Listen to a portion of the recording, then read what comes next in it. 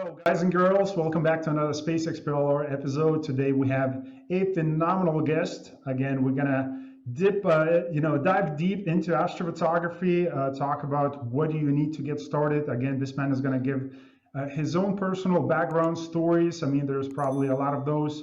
So today's guest is Sam O'Connell. So he's 17 years old, amateur astrophotographer from a humble state of Missouri. So he's been a space enthusiast for almost most of his life and still is complete awestruck by the grandeur of the universe to this very day, as probably most of us are. So he's still a junior in high school, which comes with its perks and downsides, but it's nice to have this hobby at such a young age. So I think a lot of people who are younger or same age as you probably will agree with that as well. And Absolutely.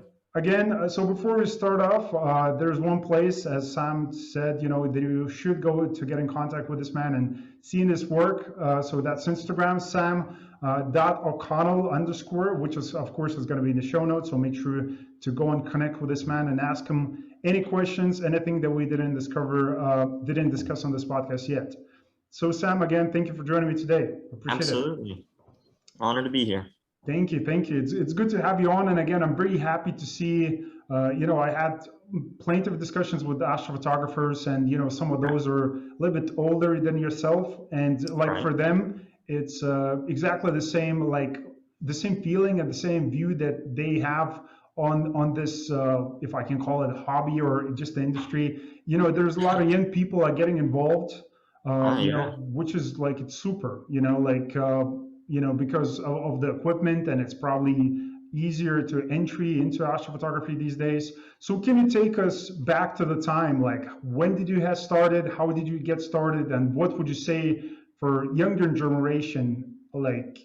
Is it tough, easy? What would you say? Well, how I got started was my dad and I, we've been through this hobby for as long as I've been here. And we would always start watching space programs on TV, and the stuff they teach you is mind-boggling. Stars exploding, stuff like that. I couldn't even fathom that. That is just the coolest thing ever, right? And I think I just chased that just pure awestruck feeling of just the universe. So we would start going out to dark skies and you cannot believe your eyes. I don't think any words can explain how it is to be underneath a dark sky and just seeing the universe for yourself. I think if you're going to get started, I don't think you need to buy a telescope, anything, camera. You just need to get a tank of gas and head outside, and your mind will be blown. It is truly beautiful. So what would you say, what was your first, interaction with the universe, with the sky? What object have you seen first that kind of took your breath away? What would you observe first in the first place? Well, I'm sure a lot of people can say this, but the planets, Jupiter and Saturn, oh my gosh. My dad, he owned a 5-inch Newtonian telescope on a really cheap equatorial mount. And we took that outside and it would take 40 minutes to find Jupiter and Saturn. But once you finally found it in that eyepiece, just the detail in Saturn's rings, the great red spot on Jupiter, the bands on Jupiter, it's like you're seeing that with your own eye, and that is just incredible. Exactly, seeing it as a picture, which and I think it's two sides of that, because a lot of people, because especially the young generation, they do love the social media, the gram, right, yeah, the TikTok. I mean, you have so many different platforms coming up, and the old platforms just like Facebook or Twitter, that you can go actually and browse without doing any work, because what you do is actually work, and we're going to discuss that, when it comes to, processing the images and, how much time does it take, and, the learning curve is quite steep.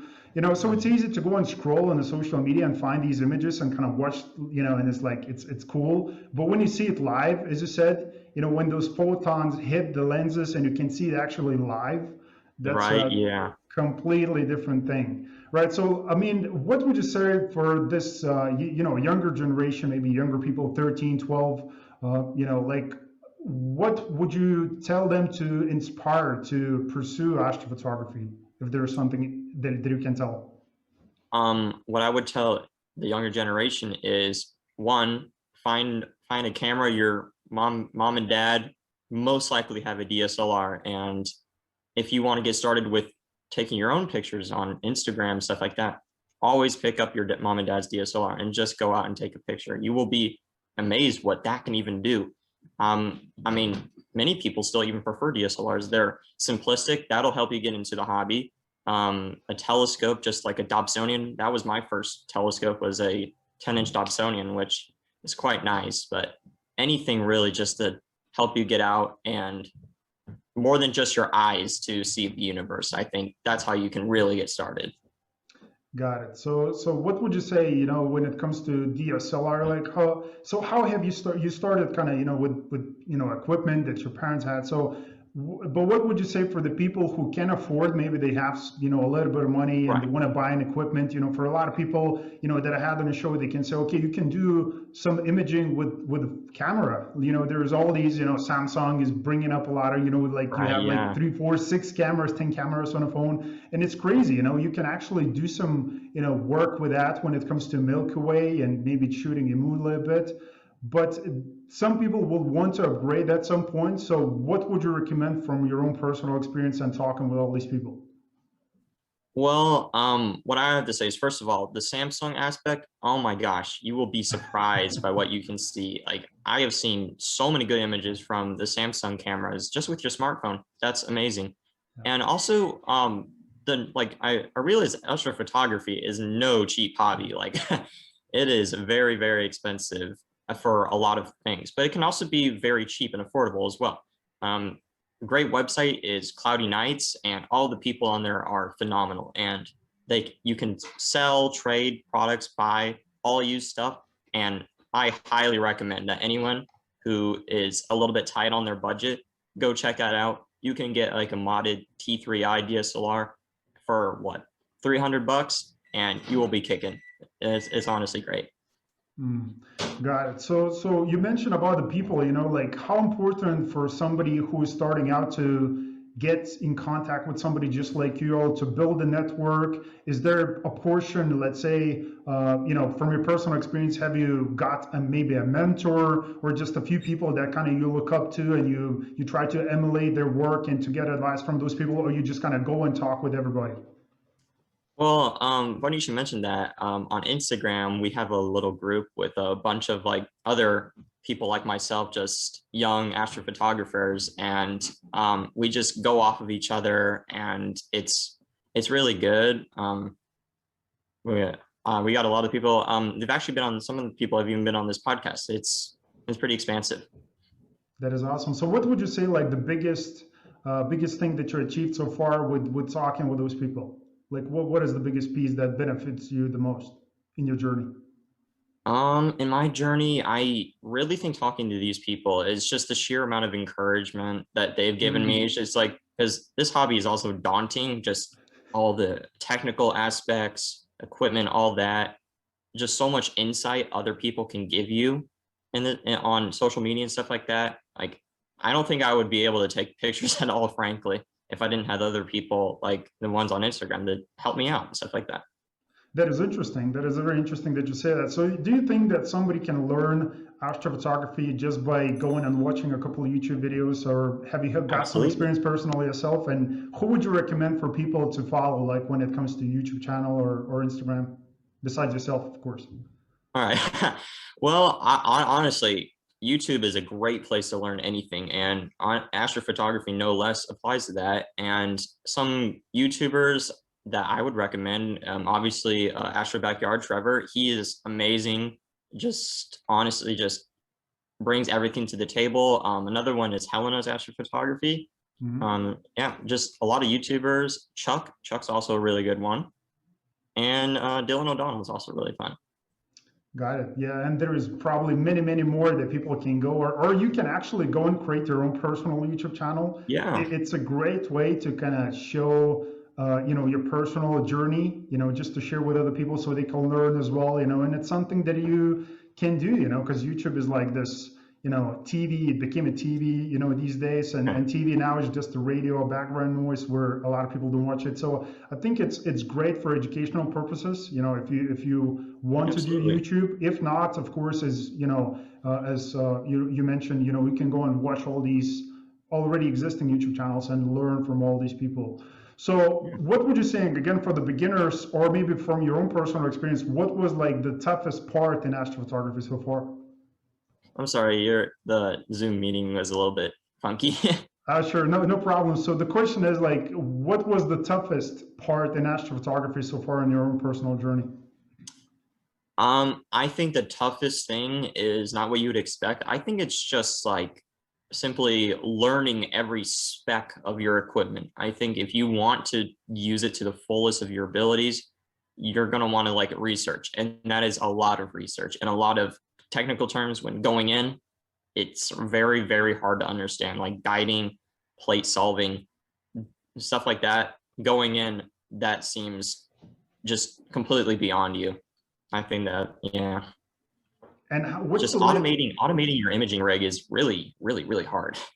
So how does somebody go and learn about those things? You mentioned, is that YouTube, like on, where do you actually start? Is there a dictionary that says astrophotography, words or terminology that you can go and learn? Like, where do you start? Like, where's the starting point? Well, if this dictionary exists, I would love to have it, but on it, like I mentioned before, cloudy nights, they have a forum section. That's the main part of it, and Yep. you can ask anything under the sun when it comes to astrophotography, and there will be people who will help you go through any step. Honestly, what you said, YouTube, a lot of the people, Trevor, Helena, they do tutorials on how to do stuff, and that has gotten me a lot of the way through. Yeah, just reaching out to people is going to get you really far in this hobby.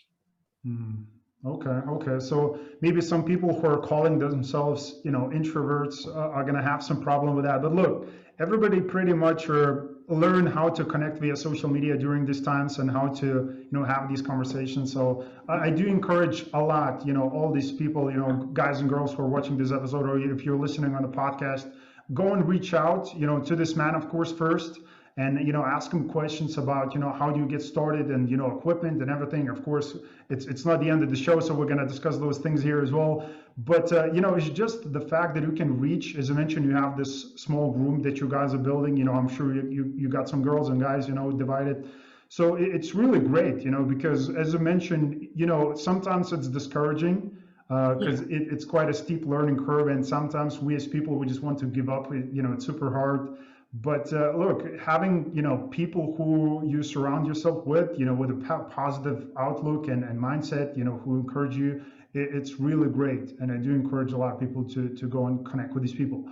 So coming back to the equipment, as we said, like what would be the minimum budget? And there, again, for the US audience, any specific websites that they can go and buy, like the new versus the old used equipment, and like what would you recommend? Well, just any budget for starting astrophotography, I would probably say around $500-600, and that's if you want a tracking mount. If you want do untracked Milky Way photography, which you can do absolutely breathtaking images, you could probably go down to like $300. I think it's still very manageable to start this hobby, and yeah, I think yeah. Got it. So, and when you could still continue into the journey, like what would you say is kind of your biggest influence so far? Like, is it, so let me come back to the point, like, do you study? So like, what do you study? Are you planning, is this astrophotography thing, the hobby that you have, does that influence your personal life when it comes to education or things like that? Or like, what are you planning to do? Well, I think it's certainly, I think it would be awesome if I could go to any sort of astronomy, just STEM related fields after school.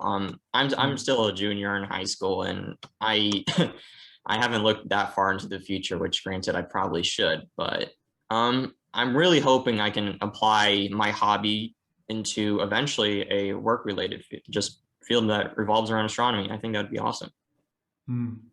Okay, so and what do you think? I mean, of course, this is a space-related podcast. We talk about space, like this is what it's all about, in this case. But there's so many different things happening in life.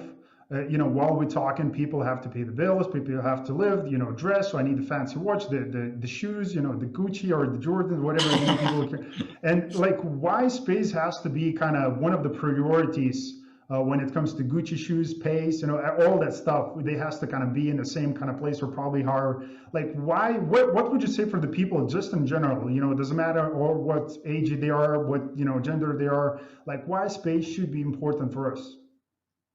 Well, I think it should be important because space is just becoming ever more relevant in our lives. Like we just landed a rover on Mars. I think that's incredible. Mm, And what you said about the Gucci and Jordans and stuff like that, I think more or less just I think space is like going out there is going to feel a lot more value to like me, everyone else just going out because you can wear Gucci, Jordan, but going out and seeing this stuff is going to bring so just an intense feeling. And I think that's pretty cool. mm. So we're talking about what? So we're talking about again. You mentioned the Mars mission, and like, is there any particular projects that you're looking forward to, and it's like, wow, like I'm looking forward to these ones. Well, a few projects I'm looking forward to is obviously the Artemis mission for to the moon. We haven't been to the moon in over what half a century, and Yeah. I think it's time to go back. Another one I'm looking forward to is the James Webb Telescope. The limiting magnitude for seeing things on there will be like magnitude 35, which is just unbelievably dim, and we'll be able to capture anything within that range, which is awesome. Exactly. Indeed. Indeed. So that is really cool. And again, I love the, as I mentioned before, I love the fact that, younger people are getting involved with this. And, it's not only astrophotography, as I mentioned, STEM, you can be part of that, or, astrophysics. It's just like the science field, like computer science is becoming a big part. Like when I talk with some of the people who are currently working at NASA, they said, look, we're looking for a lot of applications for people who have computer, science background, which is Yeah. of course the coding, development, computer science is a big thing. So look, like you can apply, and a lot of the people who I have on the show say exactly the same thing. Whatever you have as the hobby, so let's say in this case it's astrophotography or something else, you like to paint, you create the music, you like to do whatever, you're into gymnastics, whatever that is, you can actually take that hobby, take that passion, and kind of transition that to the space Yeah. industry, which because it will become a big part of our lives, and it seems like it's becoming that. And of course, part of that is because it made to be that way. It's because Mhm. NASA and NISA, they have really great people who crushing on the marketing part. So that's the reality of it as well. But it should be important at the end of the day, right? Absolutely. Yeah. Yeah. So talking about one piece, you mentioned, the buying the astrophotography equipment, which is, the scope, the mount, if you want to go and do that, we probably don't need to talk hours into it, because there's all these All right. websites that you can go and buy. But like what websites, is there specific websites that you would recommend, or just Googling stuff? Like how would you go about that? For buying any equipment new and just absolutely foolproof, secure, I would go for OPT. I would go for High Point Scientific. High Point Scientific is phenomenal on it. Great. Orion, Mead, Celestron, all that stuff. You will be satisfied completely. They have great customer service, and I don't think they're going to let you down. Yeah, I'm sure they will not. So let me ask you this right now, because once I'm talking, I just want to go to the Instagram right quick. But let me ask you the question anyway. Like when it comes to post processing, like what do you use and how difficult is that? Like is that a big part of astrophotography? And what tools and softwares would you recommend for somebody in the beginning stages also? Well, I think post-processing is actually half the deal with astrophotography. And what I would use is just starting off, Photoshop is, it looks a little daunting, but I think it has a lot of more creative tools to just start.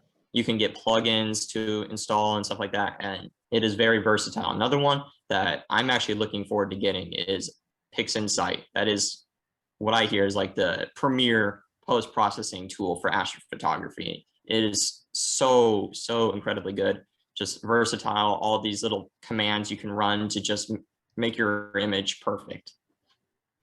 Got it.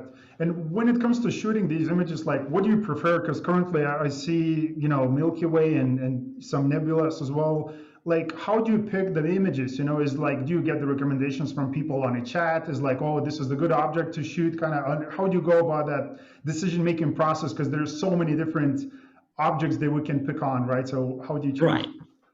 Well, what we look at is seasons. So we have like galaxy season, Orion season, and then core season. So just depending on what time of year that is, you can narrow down what kind of targets you would like to shoot. And also just with your equipment, really your focal length is going to eventually decide what target you want to shoot. If you want to go for the core, you're going to have a wider focal length. If you want to go for a lagoon, which is actually inside of the core, you're going to want to go for a tighter focal length. Mm-hmm. Got it. And when it comes to post-processing, like, how much time does it take for you personally? And is there a time limit? Like, this is how much time it actually should take? Of course, in the beginning stages, it will probably take a little bit longer because you have to learn all these different pieces. Right. So it depends what you're going to use. If you're already kind of a little bit proactive using the Photoshop, maybe it's going to be an easier entry point. If it's kind of the first, like, you never tried it before, it could be a little bit difficult. But how do you go about that? Because, like, every time I see, different astrophotographers, I see, all the work looks completely different. And of course, it's because the personal choices, the way they want to, let's say a particular nebula to look like, they want to expose this particular color a little bit more than that one. So, but how much time does it actually, for you personally, take on the work that people can see on Instagram so far? Well, for me, I'm still relatively new to all this, so it's going to take a little bit less time, but I would more or less say it takes around 4 hours to get an image that I'm happy with. Obviously, once I get up there, I think I'll be spending a little bit more time just perfecting all the data, just making it look the way I want. Mm-hmm. Got it. And what would you say, again, from the current images? I know you don't have, as you said, a bunch, but you have more than a few. So what would you say, like, your favorite, biggest one that you had, like, you had the most fun with it, and maybe about the future projects, that you want to shoot these objects as well? Well, I always think the most fun projects you can do is like landscape astrophotography, just getting first of all, the landscape the way you want it, and then the sky itself the way you want it. I think you can go just be so incredibly creative with both of these aspects, and you're just gonna have a blast processing landscape astrophotography. And it's not entirely difficult either, so you're not going to be stressing out on maybe if you mess up your processing and stuff like that. I don't think you can go wrong with that. It's really fun, really fun. Got it. So for the future, you're planning to do most of this type of work, or when it comes to the space, like, any particular objects you're going to be picking on as well in the future? Well, in the future, we have galaxy season coming up for spring. So near the Big Dipper, there's a couple galaxies, M81, M82. They are very popular galaxies that people like to shoot. For now, I might try to get Orion objects, Horsehead, Flame, Orion Nebula, just before they leave the sky. Got it. So again, as we talked about a little bit before, the learning curve is quite steep, and there is a little bit of information involved, which of course, as you mentioned, cloudy nights, and all these forums, and private chats, or just asking people, on Instagram and Facebook, all these different platforms. But what was your personal kind of the biggest headache or the biggest challenge so far in your personal journey? I think the personal headache was not fully understanding equipment and stuff like that, like as I got it, because I would be getting equipment and then have no idea what it does. It's just, oh, this is good. This is what people have. I don't know how to use it. So, and it would be sitting in my room and wherever the garage for, I got my equatorial mount and I was scared to use that thing. And it was just a really big headache trying to get everything set up. But of course now it's like, you can just get it out and set up in like 5-10 minutes. And how have you solved this? How have you solved this headache? What have you do to make your decision? Okay, like, I have to go and use it. Well, eventually, I think it's part of out of guilt, because just you don't want that thing sitting around. You bought it, you want to use it, and even though it may look daunting. Just another thing is to relieve the headache. Just go watch tutorials. A lot of them are very straightforward. I think if you just watch a tutorial and then just get to it, I think they'll alleviate the headache. Got it. So what would you say, like, would you recommend for people to first go and watch a couple of tutorials, because there's more than a few people that probably you came across either talking, as a topic, on one of the forums or just having these private conversations, or personally yourself, the people who buy the equipment, and as you said, they never use it, and they never probably get the guilt. They just lie, whatever, and they keep it in the garage, and at some point probably they sell it, which you buy like all this used equipment, which is actually brand new. So it's good for the people who buy it. But Yep. it's really a shame that those people didn't picked up on the hobby, itself. So would you say for the people who are looking to get started in this hobby is like, what is the good way without them spending a ton of money on the equipment that they may not be using at the end? Like, what's the best way to go about this kind of to give it a try, in the beginning? To give it a try, first of all, those DSLRs are incredibly simplistic. The interfaces are so user-friendly, and the camera will not ever give you a headache. It is really fun to use. Another thing is buying like one of those smaller tracking mounts. The Sky Adventurer one is great. Another one is the Ioptron one. Those are also good. They're just the simplistic design. There's not too much to worry about in terms of like guiding, because you won't be doing that kind of stuff with those trackers. Mhm. Got it. So what do you see? Do you see anything that's coming up, in the near future? Because like the amounts, like the way the technology is going, the speed of it and how rapid everything is just going, it's pretty insane. I mean, the momentum, you can feel the momentum of everything just picking up the speed, and everything's just going super fast. And now we get like something new comes up every day, just because of the competition between the companies, creating similar products or services. So do you see anything coming up from astrophotography kind of technical side? Any 3D printed I don't know, telescopes or something like new that people should be looking forward to as well?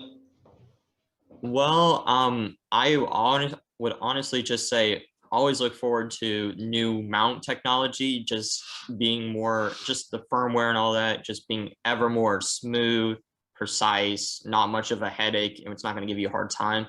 New camera sensors. I know ZWO uses Sony sensors, and they're getting better and better and better. It's just more resolution. You have just more actual data coming in, and you don't have to worry about noise as much. Mhm. Got it. So you mentioned that you live in Missouri, right? Yeah. And from like on a brutal scale, where you are? Well, right now, I unfortunately live in Bortle 7, so the most I'm ever going to catch a glimpse of is Andromeda, and that is very rare on the clearest of nights. But Missouri is fortunate enough that we still have dark skies you can drive to within an hour or so. We have the Mark Twain National Forest. It's actually, I think it's the furthest east Bortle one in the entire US.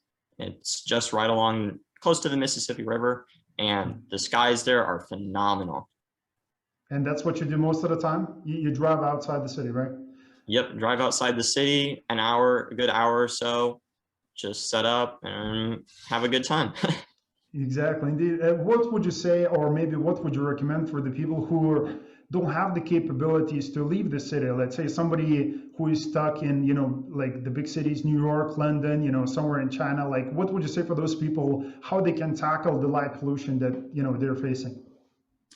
Well, for those who can, there are plenty of products that actually cut through light pollution if they want to do astrophotography. A lot of things, the L Pro, the L Enhance, L Extreme, those are things that are going to cut through light pollution, and you will still be able to get in really, really phenomenal images without having to have those just awful light pollution gradients to deal with. Got it. Okay. So of course, there's always more information if you want to guys go and check it out. I mean, on the websites that you mentioned before, on buying the filters or all these pieces. So make sure to do your own personal due diligence, of course. But another piece, as I talked about, like post-processing, is there any way that we can, either shorten the time or to make things easier, as some people mention, Topaz Labs that you probably heard before, this kind of AI, system, that software that allows to sharpen images. So do you see anything else in astrophotography community that people are talking about that are currently using or planning to use to make the post-processing kind of easier for them? Right. So first of all, honestly, to make the process faster, it's just rinse and repeat. You just, Mm. with experience, it's going to get faster and better. Another thing, though, is a lot of automated AI technology is coming into play. I know that Topaz is a company, and they make all sorts of AI, like just modifications for digital imaging and stuff like that. So it's just at the press of a button, it's going to analyze a lot of things. Another thing is StarNet. If you want to just completely remove stars from your images and work separately with a nebula and stars, that's a process you can just run on a click of a button, and you don't have to worry about it. Got it, got it, got it. Well, definitely there's a lot, especially during these times, with the COVID. Like personally, I see Right. a lot of brand new companies. You can actually see in these times during the COVID, you're going to see the biggest companies that are kind of dominating the industries are going to be software development, service type companies, everything based online, kind of, So it's a good thing because, more of those, artificial intelligence, machine learning based softwares and technologies will come up, which of course things will become easier and easier. An entry point into astrophotography is become more easier, which is already super easy, but it will be Right. even Yeah. more easier. So, which is great news, for the people who are looking to get started. So I don't know, because kind of in the beginning I asked you the question about the bookshelf, and I don't know, but if you're an avid reader, because you mentioned you don't read a lot, but about the books, like, do you recommend to follow the books about astrophotography, or maybe you heard a couple ones that people still should go and read besides watching YouTube videos, or the YouTube videos is kind of the way to go about? Well, I most certainly think books are going to be a great way to learn information, especially when you're right then and there. Like YouTube, you kind of have to retain the memory of how to do things. I think with a book, Mhm. you can just turn the page and it'll be right there for you. You can follow right along. I think that is most certainly an advantage for books. Got it, got it, got it. Of course, there's more than a few books on astrophotography from the top of my head. I don't know these books also, but I had plenty of guests who recommended a lot of great books. So if you just type it in astrophotography on Amazon book, you're probably gonna be able to find hundreds of them. It's just Yeah. reading the reviews and picking the one that you like. So what do you think about you mentioned kind of perseverance, which again, woo, that was a good Yeah. news. There's a good news. A lot of people got excited, and we have another rover on Mars now doing extraterrestrial kind of life research and kind of putting the steps on for the humans to be on Mars. So doing a lot of kind of breakthrough, science and work, and it's very exciting. So, what is Yeah. your personal thoughts? Like as you said, you always look at this like night sky. You see like the edge of the Milky Way or some other pieces, and you're like, man, do you think there's something out there besides our solar system or our universe? Do you think the little green man, as they say in the movies? Do you think something out there exists? Well, I would certainly like to believe that the little green man is somewhere out there, but Yeah. honestly, we just don't know enough yet. But we're always learning, always getting more information. I mean, there's billions of planets out there, so it would seem a little hard to believe that there would not be another green man having a good time out there. Exactly, because people use all sorts of equations, Drake equation, and they all give the projections, the numbers, like it's one of the like the chances. Again, if you just go on a NASA's website and type it in exoplanets, you're gonna find thousands of similar or like Earth planets Yeah. that already been discovered, and of course there are hundreds or thousands of light years away, and we don't have the system to technology to reach those planets yet.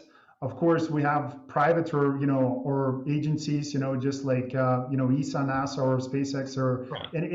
anybody in that industry. They're working towards that, but it's a slow process, right? It's a slow process. Yeah. So the question is, like I know you're still young, 17, but as far as you are on your personal journey, like what would you think is the meaning of this? I know it's quite of a deep question and maybe kind of hard to think of, but I'm sure, everybody who just like you probably think about those things. Like, what is the reason of this? Why we've been put on this planet, and what do you think is like kind of the closest, answer to this question personally for yourself so far?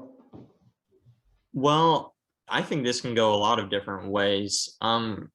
Just incredibly universal fact. There's like religious aspects to it. There's scientific. Hmm. I'm not going to exactly say whether any of these are true or not, but I think it just leaves a lot up to the imagination. Just why do we get here? What is our purpose? What are we going to do? And how are we just going to solve the problems to just come our way? Exactly. Yeah, the topic is very deep, and you can get, you can offend a lot of people. You're right. Some people can get happy. Is like if you're gonna say, look, the science is the answer. There is no God, and people are gonna be the scientist is gonna be like, yes, this is our guy or the girl. But the Yep. people who are deep Christians or people who believe in God, they will be really offended, because Yeah. of your personal statement. But look, as you said, everybody has to make their own personal calls and decisions on that, and so it's a really sensitive, one of the sensitive topics. But I hope Yeah. the truth is out there, and I hope there are a lot of people who are willing to change their mind, because I know there's a lot of people who are willing to die for their personal beliefs. Absolutely. But Yeah. we can't if we want to strive and succeed as the humankind. We have to be flexible sometimes and to abandon our views and beliefs, because sometimes those could be wrong, and it Yeah. could They work. can be Yeah, wrong. Yeah. yeah, exactly. So, I mean, anything else you would like to kind of discuss here in the podcast besides what we cover so far, like technology and stuff, or anything that you see like super exciting, like in astrophotography or space science or anything related to space that people should know about? Well, I think we're in a really exciting time. It's just with neowise and stuff like that, just comets. That's how a lot of people are actually going to get into astrophotography. Is this the next big comet with neowise? So you can see thousands of pictures of it. And I myself went out to my dark site, and you could see that thing. It was brilliant. I think anyone should be excited for comets because no one knows when they're going to come. The next one, big one's going to come, and it can be bright. It can be really, really bright. And I think people should look forward to the next big comment. And I think the next one is going to be Apophis 2031. Is it? Something along the lines. Yeah, I think we have one called Leonard. Actually, it's going to pass in December. It's going to Okay. be. They're saying naked eye comet, but I don't know. Whoever they are, hopefully The they're right. scientific community. Yeah. Here you go. Here you go. Yeah, that is awesome. That is awesome. So, do you think something like that? Because I read it, like once I saw it, and somebody from the podcast, of course, without calling the names, everybody has different perspective on things that are happening. But I kind of seen that on the NASA's website, and I think you should believe that, or maybe not. Again, maybe you should question everything that you see on social media. Because a Absolutely. lot of people or companies, they're just into marketing or clickbaiting for the attention. So there is a portion of that. But it says that it's going to be Apophis 2031 is going to be the closest approach ever, Yeah. which I don't know, again, number wise, I forgot exactly the number, but it's going to be the closest ever approach. And of course, there is a very small percentage that is even going to enter the Earth's orbit, so there is no kind of, problems there. There's no, people don't have to be cautious or like, you don't need to start dig the bunker. Look, all is fine. Like, No need to but panic yet. exactly, but there is NASA. They're working like on DART. If you heard about that, they're working on asteroid redirection systems, and because a Right. lot of people ask me like, you see that in the movies, is like people shooting the lasers or launching the missiles, or like the movie Armageddon. We're launching people and they're drilling in asteroid, and so all that stuff. But we don't actually have the systems yet to protect ourselves from these moments. So we're still working on that, which again, it's super cool to hear. So anything about the movies, because again, during the COVID, we have the time to watch a couple. So anything that you recommend, besides probably Interstellar or some other movies that people have seen, like that are your personal favorite? Um, really movies just in general or astro kind of stuff? Look, this is an astro space, but it could be about the space, or could be just in general, for the kind of to broaden the Honest, perspective. Or honestly, Hidden Figures is a really, really good movie. I yeah, loved watching that movie. Just how just the a role of Black women in NASA, how they fought for equal position, stuff like that. I think that is a brilliant, brilliant movie, and it highlights it mm, very, very well. yeah, hidden figures, or that's hidden numbers. What was that? I think it's Hidden Figures. Yeah, okay. Yeah, because I watched it too. I remember, but I just can't remember the name. Yeah, exactly. So this is definitely a good movie to go and watch, and I do recommend just to go and get inspired, because we as people, just like yourself, we're capable of so much more. And whoever I always talk with, if it's a person who gets started, or a person who works at NASA, like, we need to understand, like, we're capable of so much more. Because Absolutely. sometimes people do forget, like, we look at the universe, and we, like, we like, oh my God, like, there's something out there, there's life and all of that. But when we come back home, like, we pack all the stuff, we come back home, and we start to have our own personal internal problems, and dialogues, and it's like, oh, I cannot do that, this is not possible, and all those things. So I do encourage people, just to go and get inspired, and just to Absolutely. do more, and just to get involved, whatever that is. If it's STEM, if it's astrophotography, astrophotography is definitely a great way to kind of to get to know where you are positioned in this universe, what's happening out there, to get the kind of awareness about it. So it's really a great space. So what would you say as a kind of closing note for the people, like, with astrophotography, or just science in general? Like, any thoughts for closing notes?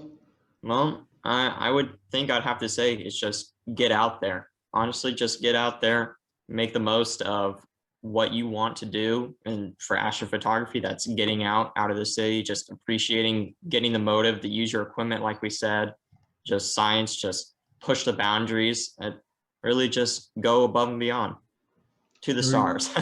here you go. Here you go. Go above and beyond to the start. That is awesome. That is awesome. So again, I love the fact that you're being part of that community, because everybody, every time I talk with somebody just like yourself, like, I'm very excited, because to Absolutely, yeah. see a lot of people, just like yourself, or younger, older, it doesn't matter. Age is not a playing, it doesn't matter here. It's just for you, who are watching or listening, just to get started. Because if we want to go faster, because my personal mission is, people talk about NASA and ESA and all those space agencies, and I have the people working in NASA as engineers, and I ask them the same question: why everything is going so slow? And the You're reason right. is because, look, like, a lot of the stuff is not being invented yet, and to create something from nothing is really difficult. It is hard, yeah. It is hard, but if there is more people are getting involved into this, whatever It's way gonna speed possible. up. Exactly, because NASA and all these private, government agencies, they're working with a ton of other contractors, and that contractor could be you, again, providing service, product, anything. So the faster people get involved into this, and they have to understand, this is not a science fiction anymore. Like, this is happening. This is the reality. We're going Exactly. towards that future. It's just a question how fast. So Right. exactly. So we need to go faster. So again, guys, girls, everybody who's watching here or listening on the podcast, go and get in contact with Sam. As I said, the Instagram link is going to be down below, sam.o'connell_ for people who are listening here on the podcast. So go and get in contact with this man, ask him questions about astrophotography. How do you get started? Equipment, because we kind of touched the surface, scratched the surface here a little bit on a podcast. And there's, of course, so much more information and details about Absolutely. that. So here you go. Sam is definitely available for those conversations, right? Yeah, absolutely. Here you go. That is awesome. I appreciate it. Thanks for your time. Again, Yeah.